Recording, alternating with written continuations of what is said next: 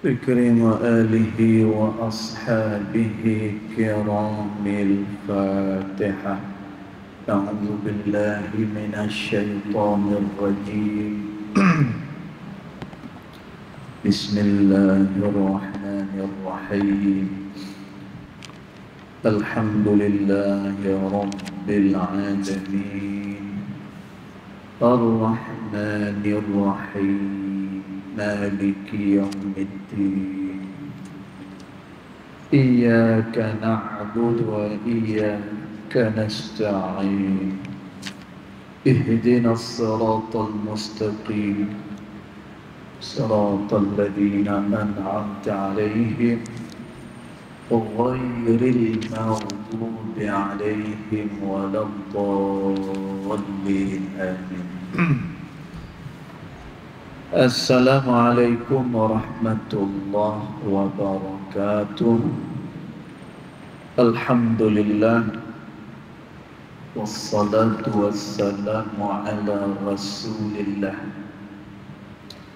سيدنا محمد بن عبد الله وعلى آله وصحبه ومن والاه. أشهد ونشهد أن لا إله إلا الله وأشهد أن محمدا عبده ورسوله. اللهم فصل وسلم على سيدنا محمد عبدك ورسولك النبي الأمي وعلى آله وصحبه وبارك وسلم.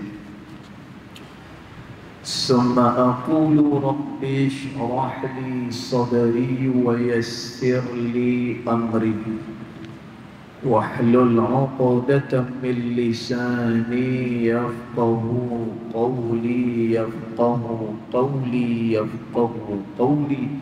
أما بعد. قال الله سبحانه وتعالى في تنزيله: لقد كان لكم في رسول الله أسوة حسنة. صدق الله العظيم.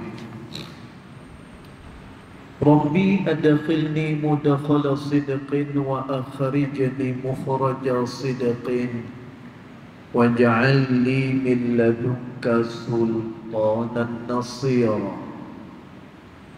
إلهي أنت مقصودي ورضاك مطلوبي فأعطني محبتك ومعرفتك يا أرحم الراحمين. Alhamdulillah, yang pertama-tamanya kita merafakkan kesyukuran kehadiran Allah Ta'ala yang mana dengan limpah kurnia dan juga dengan rahmat Dia, Alhamdulillah, malam ni kita sekali lagi dapat bertemu di dalam rumah Allah Subhanahu wa Ta'ala yang mulia ini dalam rangka kita menunaikan salat fardu maghrib berjemaah dan isya berjemaah. Mudah-mudahan salat kita, zikir kita dan doa-doa kita ianya akan diperkenan pada sisi Allah Subhanahu wa Ta'ala. Allahumma amin. Tuan-tuan dan puan yang dirahmati Allah sekalian, kita menyambung lagi pembacaan kitab Matan Zubat yang dikarang oleh Al-Imam Ibnu Raslan rahimahullahu ta'ala. Kita sambung kepada bait syairnya yang berikut. Dia kata, Bismillahirrahmanirrahim. قال مؤلف رحمه الله تعالى ونفعنا بعلومه في الدارين آمين. Dia kata fakun minal imani fi mazidi wa fi safa'il qalbi dha tajdidi. Dia kata Imam Ibn Raslan rahimahullah ta'ala fakun, jadilah, dia kata jadilah minal imani fi mazid, jadilah kamu daripada golongan orang-orang yang imannya senantiasa bertambah.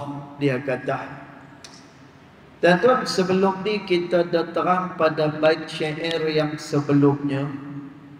Kata Imam Ibn Raslan rahimahullah ta'ala, orang yang belum lagi mendapatkan iman, bila mana dia masuk ke dalam Islam, maka hendaklah dia mengucapkan 2 kalimat syahadat. Sebagai apa? Li sihhatil imani. Tujuan dia adalah untuk mengesahkan iman kepada Allah Ta'ala. Habis yang tu selesai.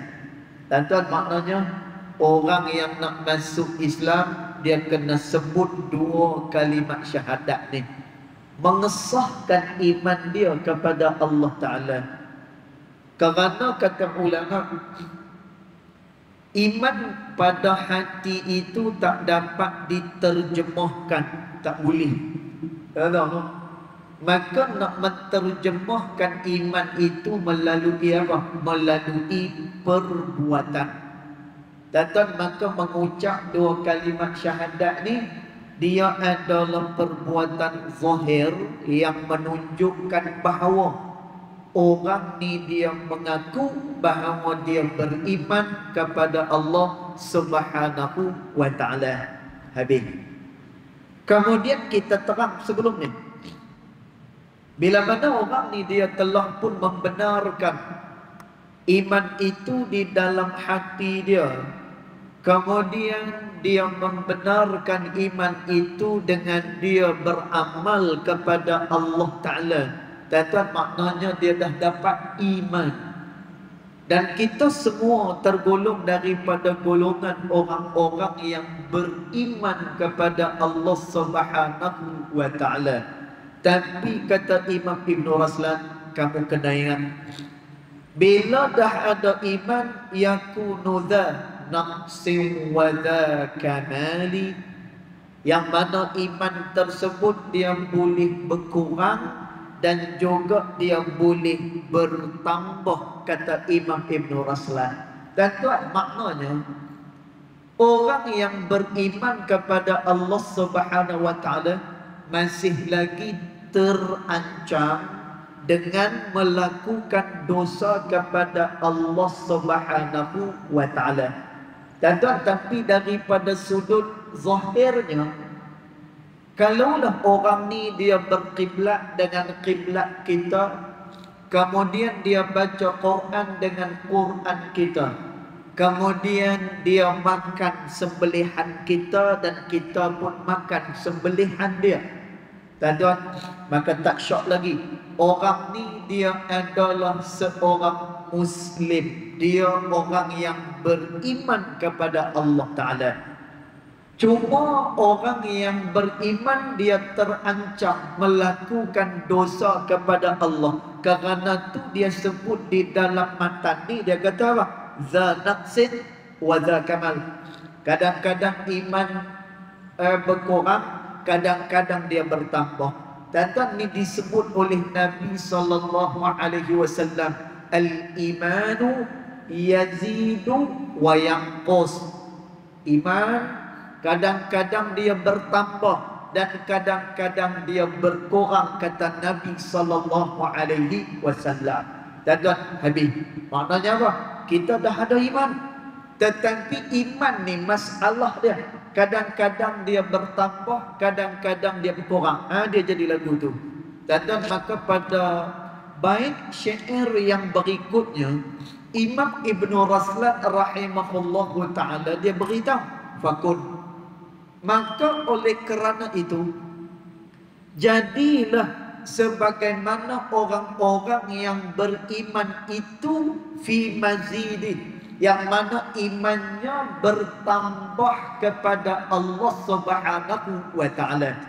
Tuan-tuan, sebab apabila iman itu dia bertambah, sebab apabila iman tersebut dia kukuh, maka orang ini dia akan melakukan ketaatan kepada Allah Subhanahu wa ta'ala. Dan bila mana iman dia tak lemah. Tapi kalau iman ni lemah, dia akan duk berasa malas. Dan iman lemah, dia mudah menjadi orang yang putus asa. Dan bila iman lemah, dia mudah tercebur ke dalam maksiat kepada Allah Subhanahu wa ta'ala. Dan maka Imam Ibn Raslan dia kata, hendaklah kamu jadi orang-orang yang bertambah imannya kepada Allah Subhanahu wa ta'ala. Dan iman ni dia kena baca dia. Dan iman ni dia kena pelihara dia. Kalaulah iman tak dipelihara, ini yang akan menyebabkan manusia dia akan melakukan perkara yang dimurka oleh Allah Subhanahu wa ta'ala. Dan bukan mudah.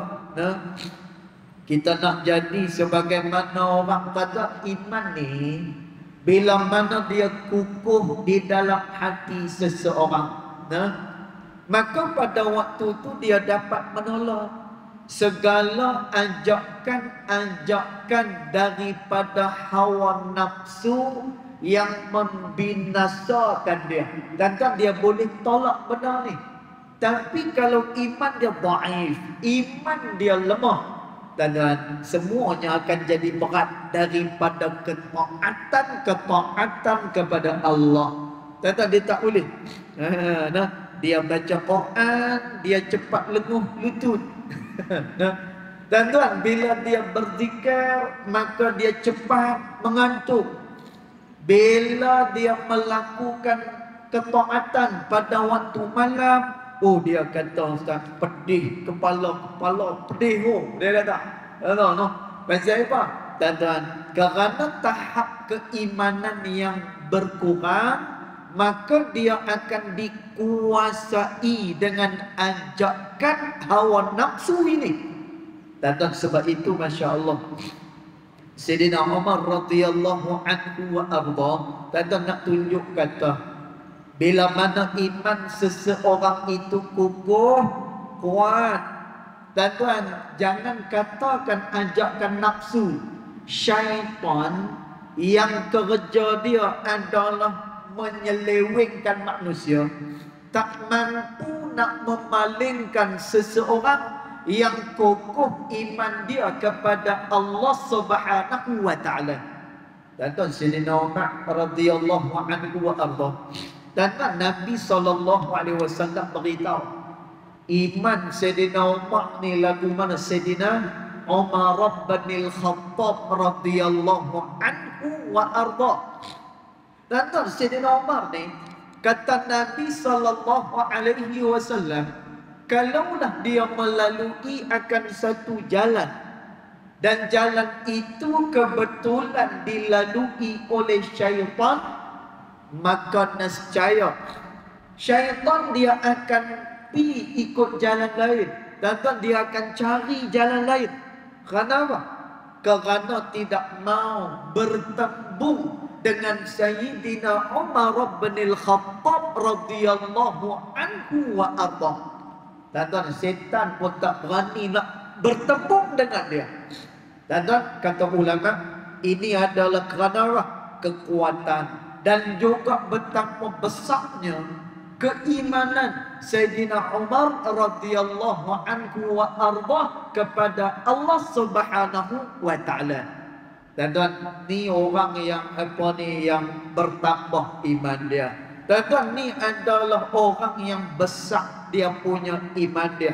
Maka orang yang besar iman ni dia lagu mana? Tuan-tuan, maka disebut oleh Imam Ibn Raslan, wa fi safa'il qalbi dha tajdid.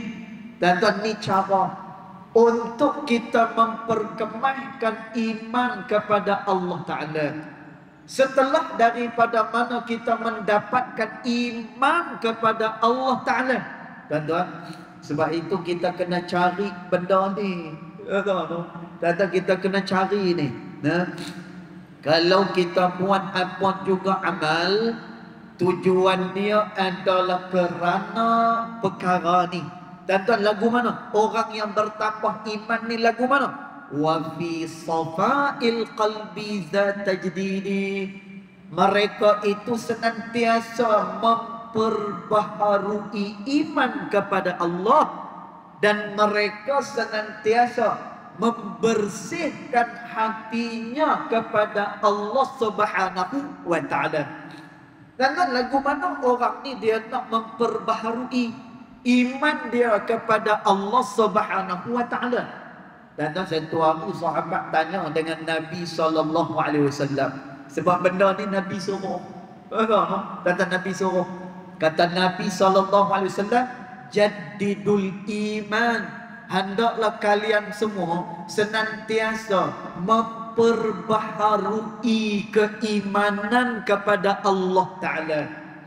Dan memperbaharui keimanan ni yang dimaksudkan oleh Nabi SAW, tiap-tiap hari dia mesti kena ada motivasi kepada iman dia dengan Allah Subhanahu wa ta'ala.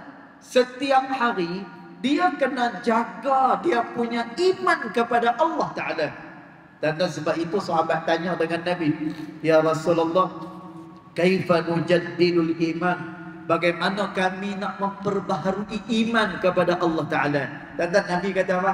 Qulu, kamu semua katakan, kata Nabi SAW, la ilaha illallah. Kamu kata itu, la ilaha illallah. Tidak ada Tuhan melainkan Allah Subhanahu wa ta'ala.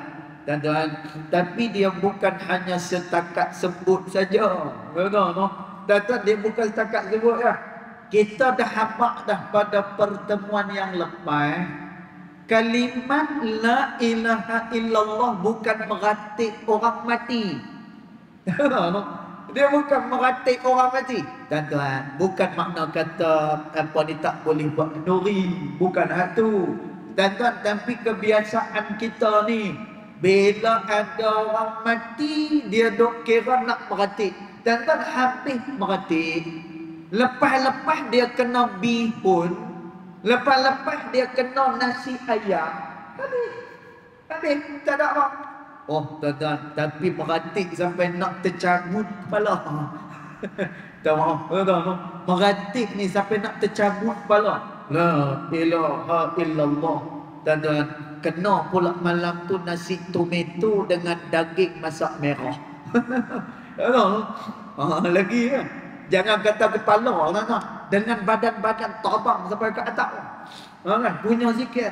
Tuan-tuan, tapi dulu cerita lepas daripada habis zikir, habis balik lagu tu saja.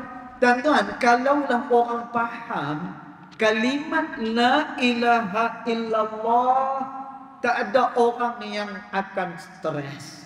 Kalaulah dia faham kalimat la ilaha illallah, dia akan bermesra dengan takdir Allah Ta'ala. Kalaulah dia betul-betul faham kalimat la ilaha illallah, dan dia akan jadi hamba yang akan taat dengan Allah Subhanahu wa ta'ala.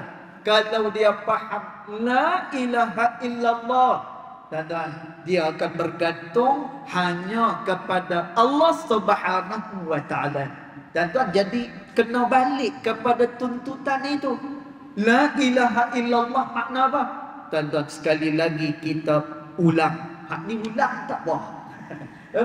Yang ni kita ulang tak apa. Pasal apa? Dia memberikan manfaat. Dan la ilaha illallah makna apa? Tidak ada Tuhan. Dan kita tak payah pergi jauh-jauh.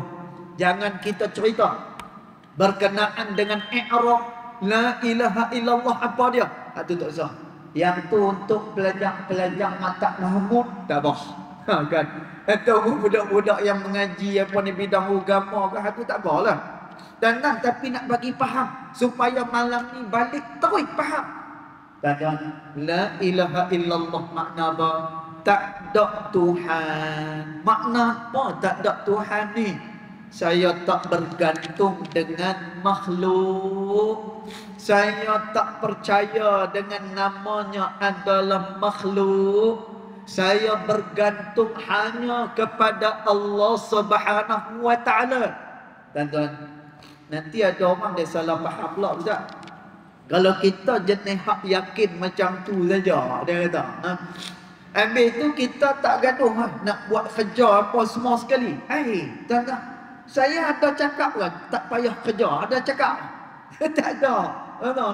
Tuan-tuan, sebab itu soal iman kepada Allah Ta'ala ni dia soal dalam. Yang ni soal i'tiqad, yang ni andimistik kita. Kadang-kadang yang ni kita silap faham. Ada orang yang dia faham tawakal saja tak buat apa-apa usaha. Salah. Dan ada orang yang dia melakukan usaha tetapi dia meninggalkan Allah Subhanahu wa taala, hak tu lagi sesat. Tuan-tuan, habis lagu mana ni? Tuan-tuan, balik semula. La ilaha illallah. Tidak ada Tuhan. I'tiqad kita dalam. Tuan-tuan, ni nama iman. Yang ni nama percaya kepada Allah Subhanahu wa taala. Tak ada Tuhan. Tuan-tuan, kita tak percaya dengan duit. Kita tak percaya dengan segala makhluk. Pergantungan illallah hanya kepada Allah Subhanahu wa taala. Tuan-tuan, makna apa? Kalau dia ada kerja, dia kena tengok sudut pandang dia. Tuan-tuan, bila mana dia ada kerja, maka itu adalah rezeki yang diberikan oleh Allah Subhanahu wa taala untuk diri dia. Tuan-tuan, contoh, ada orang ni kadang-kadang dia nak dapatkan sesuatu, dia pakai apa? Orang Arab kata muwasalah. Tuan-tuan, muwasalah ni apa dia? Kabel. Kan? Tuan-tuan, kadang-kadang dia nak dapat satu benda tu dia guna muwasalah, dia guna kabel. Tuan-tuan, kadang-kadang ada orang dia pergi kata lagu mana? Dia kata, kalau tak ada orang ni, kalau tak ada kabel ni payah. Dia kata tak boleh buat apa. Nak jadi lagu mana? Kan? Semua benda lah ni hari ni kita nak kena pakai kabel ni. Tuan-tuan, kalau dia bercakap sebagai seorang manusia, tak apa. Harus hukum dia. Tak apa. Dia nak kata, aku makan jamuan raya pada hari ni. Kenyang, dia kata makan nasi itu. Tak ada masalah.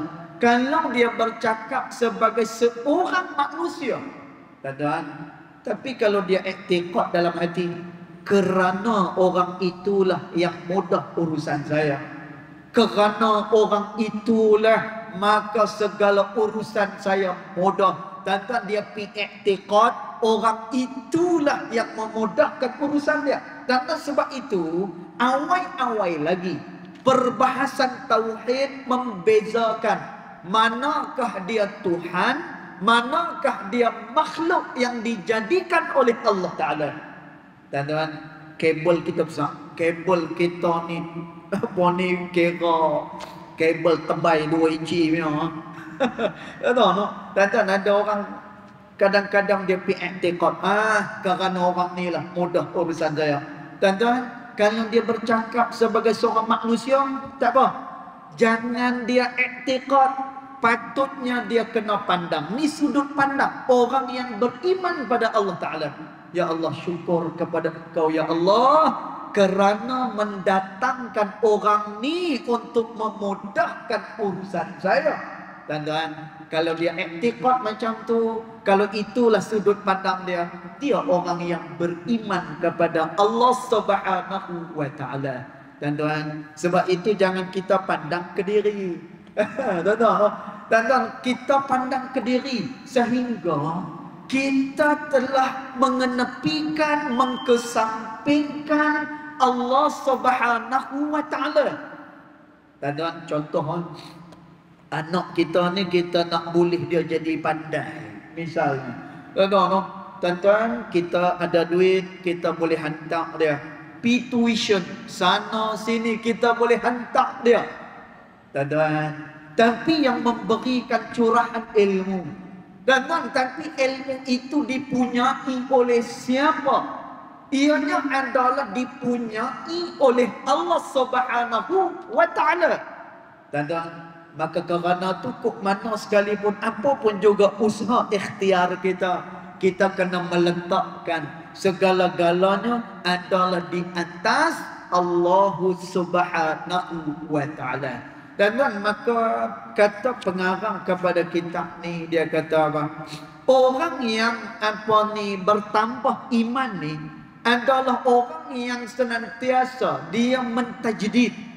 Dia senantiasa memperbaharui iman dia kepada Allah Ta'ala.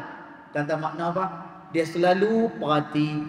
Tuan-tuan, dia selalu tengok renung kalimat La ilaha illallah. Tidak ada Tuhan melainkan Allah Subhanahu wa taala. Tuan-tuan, orang yang ada Tuhan dia akan bersandar dengan Tuhan. Tuan-tuan, orang yang ada Tuhan dia faham segala perkara yang mai kepada dia ini adalah daripada sisi Allah Subhanahu wa taala. Tuan-tuan, sebab itu subhanallah, saya selalu sebut pada akhir kuliah. Tapi saya nak terang juga. Tuan-tuan, pasal apa? Ada orang dia seronok kan? Dia seronok. Dia seronok pasal apa? Dia kata orang betul dia kata. Kan? Baik buruk adalah datang daripada Allah Subhanahu wa taala. Oh, dia kata hak ni dia kata. Tuan-tuan, itu dia ada dua makna tu. Bak kata dalam cerita P. Ramlee, Madu Tiga. Dalam cerita Madu Tiga, kan? Dia cakap dengan anak dah perempuan tu. Anak perempuan tu kata apa? Pak dia kata, baik sungguh tuan rumah kita ni. Tuan-tuan, pak ni kata apa? Baik ada makna tu. Dia kata gitu. Tuan-tuan, ada orang dia seronok kita sebut. Yang baik main daripada Allah. Yang buruk itu pun datang daripada Allah Ta'ala pada hakikatnya. Tuan-tuan, pasal apa? Ada orang yang dia seronok macam tu kerana apa? Kerana untuk menghalalkan perbuatan-perbuatan jahat dia. Ada orang yang dia faham lagu tu. Kira saya buat jahat ni, kira saya buat maksiat ni kerana apa? Baik buruk mai daripada Allah Subhanahu wa taala. Dan tuan, padahal kita nak terang segala kekuasaan itu datang daripada Allah Subhanahu wa taala. Tetapi adakah Allah Taala redha kepada perkara dosa? Allah tidak redha. Kerana tu Allah Taala sebut dalam Quran, Nabi sebut di dalam hadis berkenaan dengan orang-orang yang berdosa, berkenaan dengan syurga, berkenaan dengan neraka. Tuan-tuan, dia dua benda yang berbeza. Kita nak cerita segala kekuasaan mai daripada Allah. Kita bukan nak kata baik buruk daripada Allah Ta'ala. Hak ni betul dia kata. Sebab tu saya buat maksiat ni pun kerana Allah Ta'ala lah juga. Tuan-tuan, hak ni pemikiran sesat. Betul? Tuan-tuan, kita nak cerita yang kita ni adalah dikuasai dengan kekuasaan Allah Subhanahu wa taala. Tuan-tuan, tak akan duduk diam, tidak akan bergerak sesuatu perkara melainkan dengan izin daripada Allah Taala. Tuan-tuan, ni makna apa? Yang ni maksud kudrah, yang ni maksud kuasa Allah Subhanahu wa taala terhadap hamba-hamba dia, terhadap makhluk-makhluk dia. Boleh faham? Benar no? Jadi bukan makna kata maknanya Tuhan pun dia tak kisah kita buat jahat. Bukan macam tu. Dan kalau tidak, takkanlah ada neraka, takkanlah ada syurga, takkanlah ada ayat melarang, takkanlah ada hadis yang melarang daripada sesuatu dosa itu berlaku. Baik, maka kata Imam Ibn Raslan rahimahullahu ta'ala, orang yang bertambah iman itu dia senantiasa tajdid. Dia senantiasa perbaharui iman dia kepada Allah Subhanahu wa ta'ala. Tuan-tuan, dia senantiasa perhati tengok kalimat la ilaha illallah. Dia memperbetulkan kepercayaan dia kepada Allah Ta'ala. Dan tuan, dia senantiasa menjadi orang yang membesarkan Allah Subhanahu wa taala. Wa fi safaqil qalbi. Dan mereka juga adalah orang-orang yang membersihkan hati mereka, kata Imam Ibn Raslan. Dan tuan, nak jaga iman ni dia kena bersih hati. Kerana tu kata Imam Al-Habib Abdullah bin Alawi Al-Haddad rahimahullahu ta'ala, ketika mana seseorang nak hidayah itu bertapak di dalam hatinya, dan dia hati keruh tak boleh. Tak boleh. Imam Al-Haddad rahimahullahu ta'ala kata, ketika mana hidayah itu nak menetap di dalam hati seseorang, hendaklah dibersihkan terlebih dahulu bekasnya, bejananya, hendaklah dibersihkan terlebih dahulu. Dan kalau tak, dia jadi lagu mana? Hidayah tu masuk ke dalam hati yang kotor, maka dia akan jadi kelam. Dan Imam Al-Haddad dia buat contoh lagi supaya kita lebih faham. Dan gelas ni dia gelas yang bersih. Ni bersih semua kan. Maklik kan. Ni masya-Allah. Ni kata AJK dia apa ni, dia bertanggungjawab. Masya-Allah. Tengok maklik. Dan bila dituang dengan ayat ni, dia punya pH dia berapa? 7.9. Dia punya pH dia, karat dia. Dan ketika mana gelas yang bersih dituangkan ayat ke dalam gelas ni, kerana gelas ni bersih, tuan-tuan, air itu pun dia bersih, lalu layak untuk diminum. Tuan-tuan, bila dia diminum bersih, tubuh badan kita pun perlu kepada air.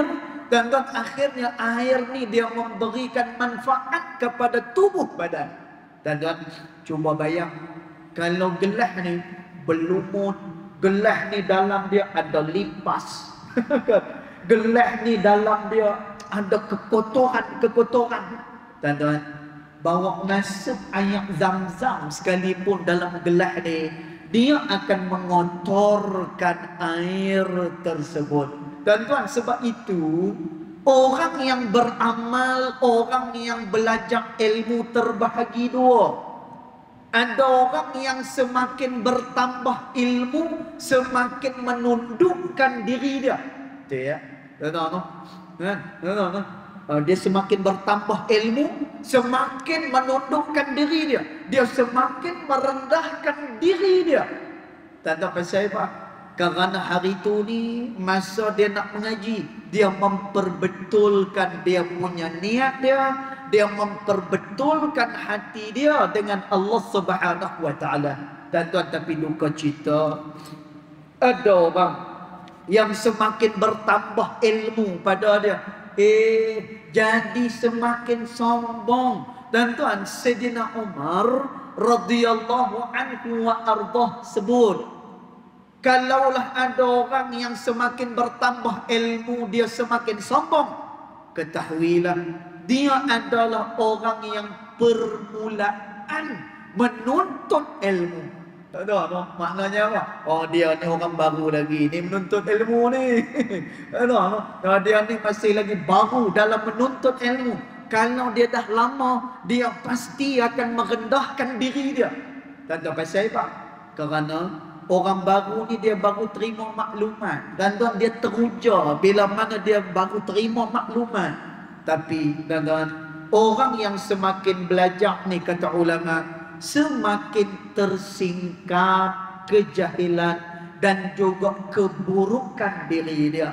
Tuan-tuan, ni disebut oleh Syekh Abdul Samad Al-Falimbani rahimahullahu ta'ala, orang yang semakin bertambah ilmu, semakin menunduk dia, yang ni menandakan ilmu dia diberkati oleh Allah Subhanahu wa ta'ala. Dan jadi orang yang bertambah iman ni, lagu mana? Dia adalah orang yang senantiasa membersihkan dia punya hati dia. Tuan-tuan, menjadikan apa? Iman dia akan bertambah. Dia akan jadi orang yang semakin yakin dengan Allah Subhanahu wa ta'ala. Tuan-tuan, kalau kita tengok pada zaman Nabi SAW, dan ketika mana para sahabat ni dibersihkan oleh Nabi SAW, dan sebab itu hikmah. Pasal apa? Bila Nabi SAW sampai ke Quba, dan dekat Quba, bila Nabi sampai ke Quba, benda pertama yang dibuat oleh Nabi SAW adalah pembinaan masjid. Dan ini pertama kali dibuat oleh Nabi. Bila Nabi sampai ke Madinah, benda pertama yang Nabi buat juga adalah masjid. Dan kenapa? Kerana Nabi nak bersihkan para sahabat Nabi SAW ni yang dulunya bergelumang dengan dosa kepada Allah Subhanahu wa ta'ala. Bukan mudah meninggalkan jahiliyah, bukan mudah. Dan sebab itu kalau kita tengok pasal apa, sebahagian daripada Quraisy menentang Nabi SAW adalah kerana mereka tak boleh nak tinggalkan jahiliyah mereka.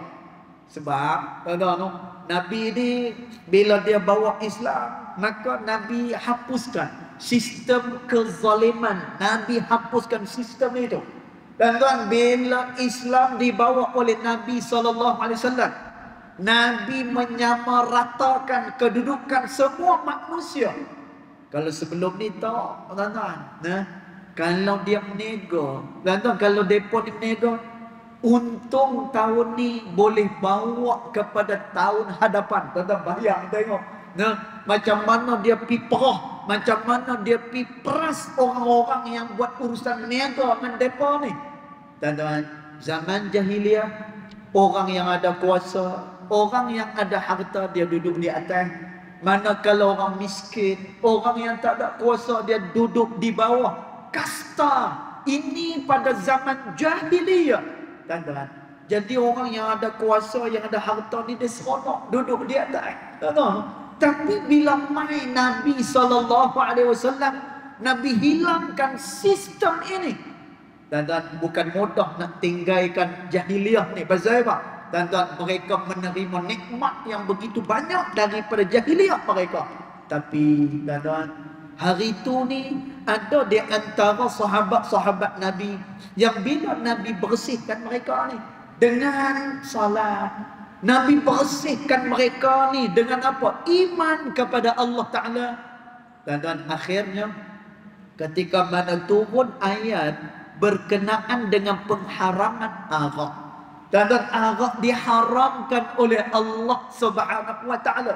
Akhirnya apa? Dan dalam sirah menyebut mereka telah memecahkan segala ruyung-ruyung yang berada di rumah mereka yang berisi dengan arak ni, semuanya dipecahkan. Dan sehingga ulama sirah kata apa?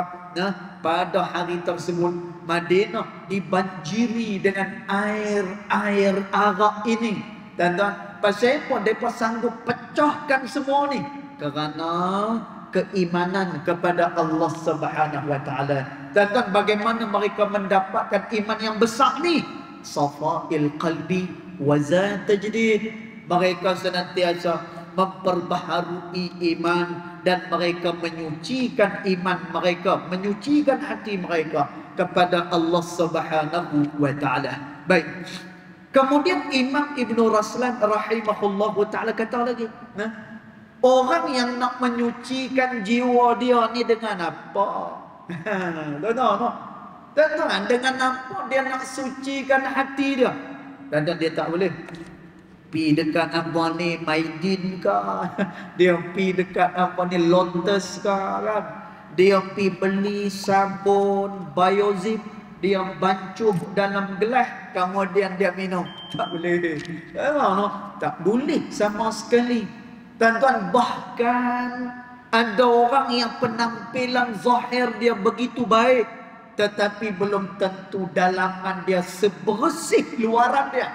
Tuan-tuan, kita tengok bagaimana orang-orang munafik. Tuan-tuan, orang munafik, mereka ni bina masjid sendiri. Tuan-tuan, orang munafik, ketika mana orang lain berzikir, mereka lebih kuat zikirnya kepada Allah Ta'ala.